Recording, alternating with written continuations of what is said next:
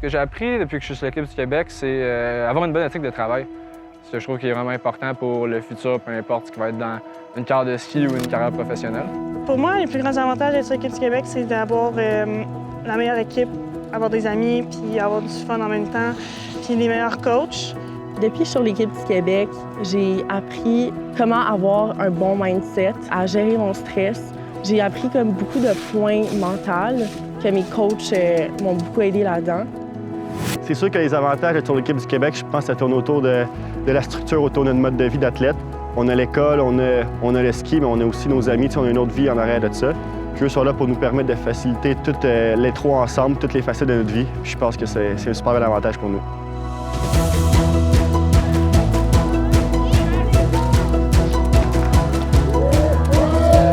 Qu'est-ce qui nous distingue, nous, le Québec, par rapport aux autres provinces? L'équipe du Québec vient chercher les athlètes dans les clubs, puis on a beaucoup de clubs, on a beaucoup d'athlètes. Aussi, on a des belles infrastructures aussi au Québec qui font en sorte qu'on est capable de bien s'entraîner. Je pense que c'est ça qui fait une grosse différence aussi. Puis les entraîneurs aussi sont pas pires, là, fait que ça fait en sorte qu'on a quand même un beau programme.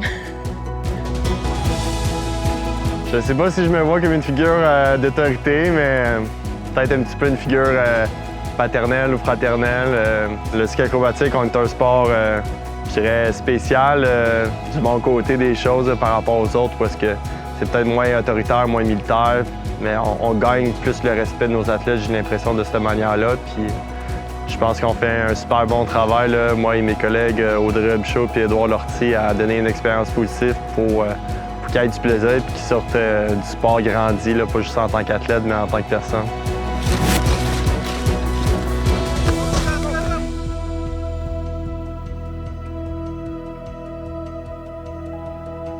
La programmation annuelle de l'équipe du Québec, on fait une trentaine de jours sur Ramdo, un camp d'entraînement l'été à Whistler ou en Europe, dépendant des conditions. Ensuite, quand du monde a besoin de saut, on peut partir au Mont-Hood en été, ou ceux qui ont plus besoin de travailler d'un top to bottom à Idré, comme on a fait en Suède cette année. Ensuite, par contre, on a beaucoup d'entraînement sur neige à partir de novembre. C'est cool, on commence ça au Québec, au Mont-Édouard, depuis déjà une couple d'années. Au-delà de ça, on a de la préparation physique qui est inclue avec l'équipe puis avec les programmes de chacune des régions. Fait que le CDSL pour les Laurentides puis SQL avec Québec. On a accès à de la physiothérapie, on a accès à... On fait de la trampoline aussi dans les périodes mortes. On va toucher vraiment l'entraînement 12 mois par année là, avec l'équipe.